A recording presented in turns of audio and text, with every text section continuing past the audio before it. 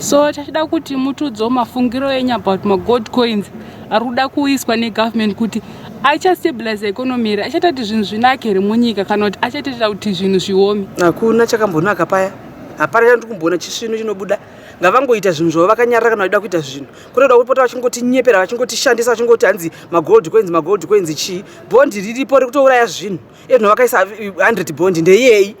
Zvinhu zvese zvakutangira pa 20 bondi. Switi chairi raita 10 cents raita 10 bondi raakuita 20 to 50 bondi. Ungatenge stambo 50 bondi zvinobuda izvozvo. Inyika iyoyo. Ngavagadzirise zvinhu kwazvo. Saka kuri kunzi azobuda magold coins aya. Mune tarisiro here yekuzoda kuzoshandisa kana wani zvaro. Ina ndade mumwe mangwini. Maita basa. Ma gold coins aya according to my minimal economics haana chanobatsira mueconomy.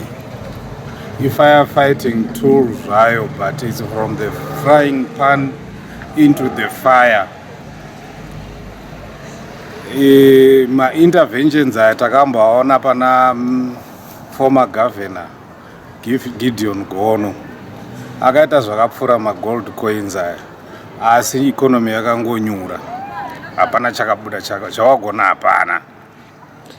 Saka ndiri kutiwo futi Reserve Bank yacho hatitrust kuti ma coins aya anenge ari gold here kana anenge ari mafake. Vanogona kuda kutora mari yevanhu US dollar votipa ma gold coins avo akagadzirwa nerata ari gold coated, vomopa apo mari yese mueconomy nema gold coins avo. Then isu tauda azonotengesa ma gold coins aya oita futi ma conditions kuti wakatora mari yacho uri kuidii. The usual questions. Tova tatanga kunetseka futi. Saka ndandinongoti hangu vane like mind, kana une mari yako chengeta mari yako. Zvima gold coins zvingatimbosiyana nazvo izvi. Taona zvakawanda. Right now we don't know until they get introduced on the 25th, and when people start buying them, that is only when we can know whether this is going to work or it's not going to work. The uptake of people, the confidence in those coins, will determine whether they're going to work or not. But do you have confidence in those gold coins? Do you think that it will make things better in the country? It won't, because it's not even, touching the, the problems of prices going up. Kana abuda ma gold coins aya, mungazodero mashandisa nerimwe zuva.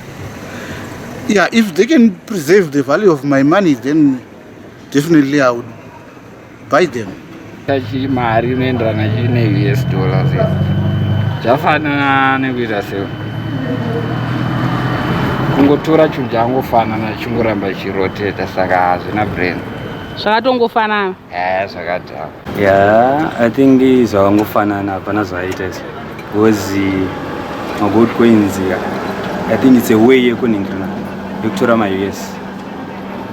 If you still remember, before wakambo introduce as illegal tender the US, and then vanhu vakashaya confidence, vakati sei vakagara nema US avo, and then vazointroduce zvima gold coins avo. It's just a way yekungoti vade kutora futi ma US. Saka it's one and the same thing. Ndifunge kana ane chaari kucontribute anenge achitowesena. Zvinogona kuti wamesesana kuti kwese zvairi kugara zvakanaka kudhara, tozotanga nhasi ipapo ndipo tataita zvima gold coins. Hazvina zvazvinombobatsira. Saka zvinenge zvakatongofanana. Zvinenge zvakatongofanana, zvoti tawese. Aiwa, kuri kunzi rabuda gold coin iri, mungazodawo here kuzorishandisawo nerimwe ramazuva? Hapana anotomborida pavanhu vese, nokuti vanhu vanotadza zvakuzotaura chokwadi, but havana tomboda kuzvishandisa.